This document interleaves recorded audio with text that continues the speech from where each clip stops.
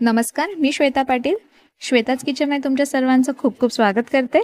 आज तुमच्यासाठी घेऊन आली आहे साबुदाण्याची खिचडी. चला मग पाहूया साहित्य आणि कृती.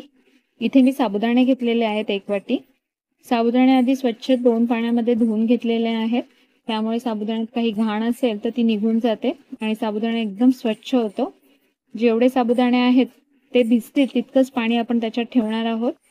2 तासांनी एकदम छान मोकळे होतात आणि फुलतात सुद्धा. त्यानंतर मी इथे उकडलेला बटाटा घेतलेला आहे, शेंगदाण्याचा कूट, 1 हिरवी मिरची, कढीपत्ता, कोथिंबीर, जिरं, साखर, मीठ. सर्वात आधी आपण साबुदाण्याला शेंगदाण्याचा कूट लावून घेणार आहोत. 1 वाटी साबुदाणा असेल तर त्याला आपण पाव वाटी शेंगदाण्याचा कूट वापरणार आहोत.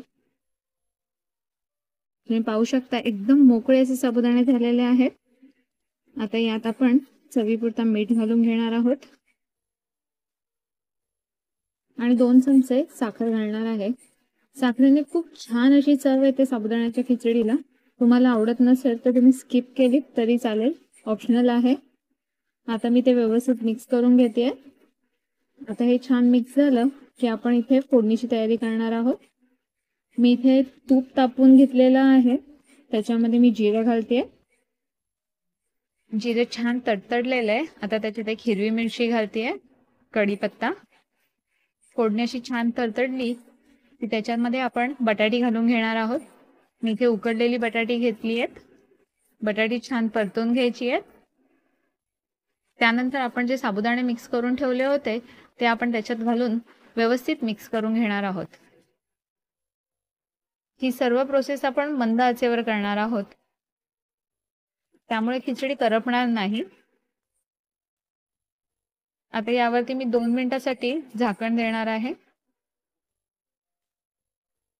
2 मिनिटं झालेली आहेत. खिचडी एकदम छान झालेली आहे व्यवस्थित. तुम्ही पाहू शकता एकदम छान अशी खिचडी झालेली आहे आपली. यावर आता मी कोथिंबीर घालून घेणार आहे. तुम्हाला जर ओलं खोबरं आवडत असेल तर तुम्ही तेही खिचडीत घालू शकता.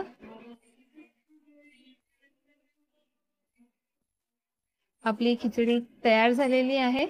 तुम्ही दह्यासोबत किंवा लिंबासोबत सर्व करू शकता. खूप छान अशी ही खिचडी होते. नक्की करून पहा. कशी वाटली आजची रेसिपी कमेंट करून नक्की सांगा. पुन्हा एकदा भेटूया एका नवीन रेसिपी सोबत. तोपर्यंत धन्यवाद.